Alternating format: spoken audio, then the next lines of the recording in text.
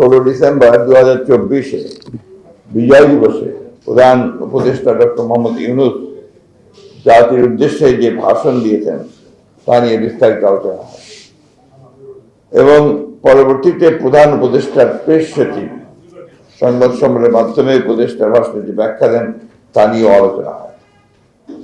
সবাই মনে করে প্রফেসর ডক্টর মোহাম্মদ ইউনূসের ভাষণে নির্বাচন সংক্রান্ত বক্তব্য একেবারেই অস্পষ্ট। তার বক্তব্যে নির্বাচনের একটি সম্ভাব্য সময়ের কথা বলা হলেও নির্বাচনের কোনো রোড ম্যাপ সম্পর্কে কোনো সুনির্দিষ্ট বক্তব্য রাখা হয়নি।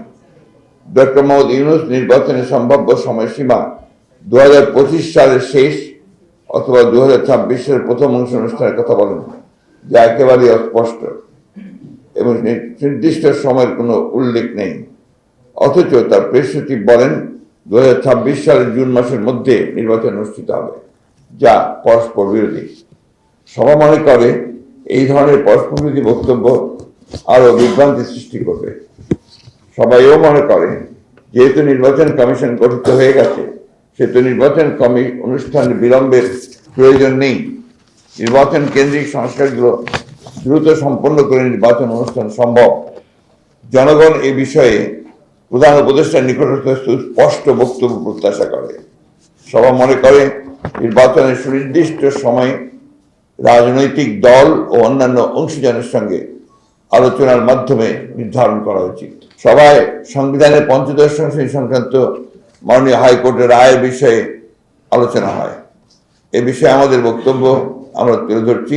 উক্ত সংশোধনীতে মোট 55টি দফায় সংবিধানের বিভিন্ন অনুচ্ছেদে প্রস্তাবনায় ও তফসিলে ব্যাপক পরিবর্তন সংযোজন ও বিয়োজন করার মধ্য দিয়ে সংবিধানকে একদলীয় শাসন এবং রাষ্ট্র ব্যবস্থা কায়েমের প্রধানতম হাতিয়ারে পরিণত করা হয়, অর্থাৎ পঞ্চদশ সংশোধনীকে।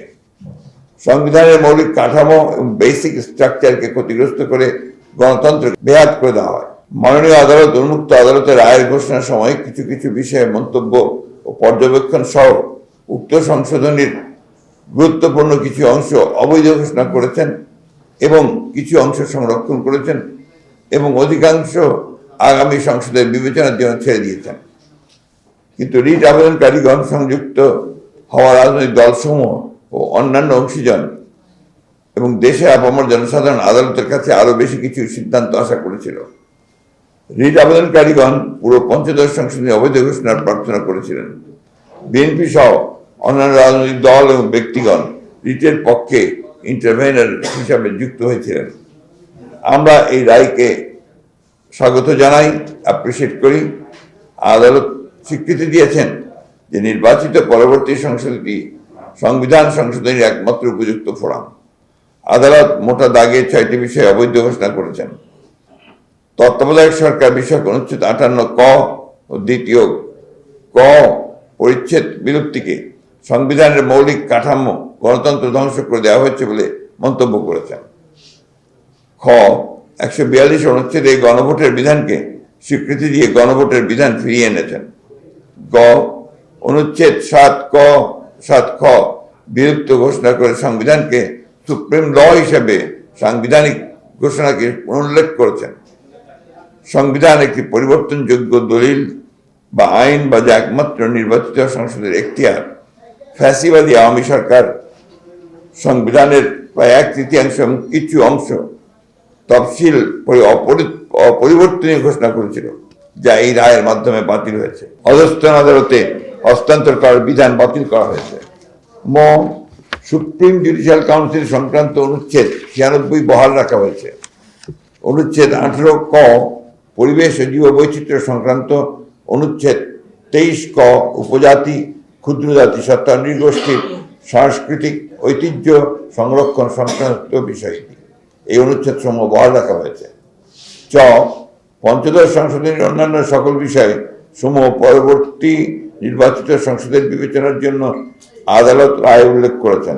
সুতরাং সংবিধানের সকল প্রকার সংশোধনী একমাত্র নির্বাচিত সংসদেরই এখতিয়ার বা কর্ম বা তার বিচার বিভাগীয় স্বীকৃতি দেওয়া হয়েছে। অবিলম্বে ফ্যাসিবাদ বিরোধী আন্দোলনে অংশগ্রহণকারী রাজনৈতিক দলের সঙ্গে মত বিনিময়ের সিদ্ধান্ত গৃহীত হয়।